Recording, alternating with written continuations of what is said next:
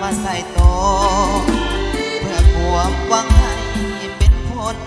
สอนสิตนให้สมดังใจอีกนั้นผู้ยังดิ้นรนทุกอย่างสอบหาวิชาคำถามเพื่อมาสอนตั้งปาใสเมื่อยามสิพรลูกเอ๋ยของผู้จงสู้ทนไป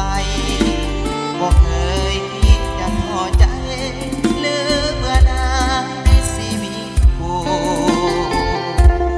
หากแม้ผู้ใดที่เคยได้ผ่านชีวิตอันแสนนานบางมันเป็นหน้าโอโซแต่ก็พอใจเลื่อมใสในชีวิตผู้ที่ติดใจฟังอยู่เป็นผู้สวอาวาสาสุขลำดวงใจเกิดมาหนเดียว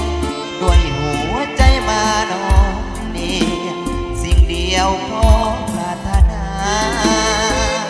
เกิดมาเป็นผู้เพื่อหวังเสื่อสู่เด็กทั่วอาณาชาติใดขอปรารถนาขอเกิดมา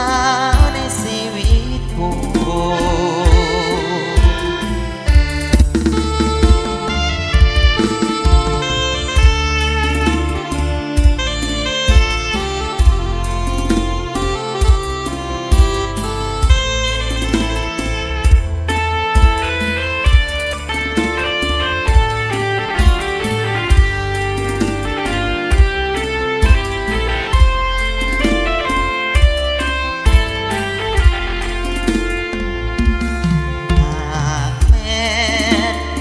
ู้ใด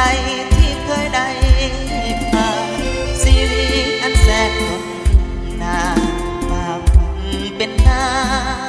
โอโซแต่ก็พอใจเลื่อมใสในชีวิตผู้ที่ติดใจฟังอยู่เป็นผู้สวาวาสาสุขลำดวงใจเกิดมาหนเดียวด้วยหัวใจมานอ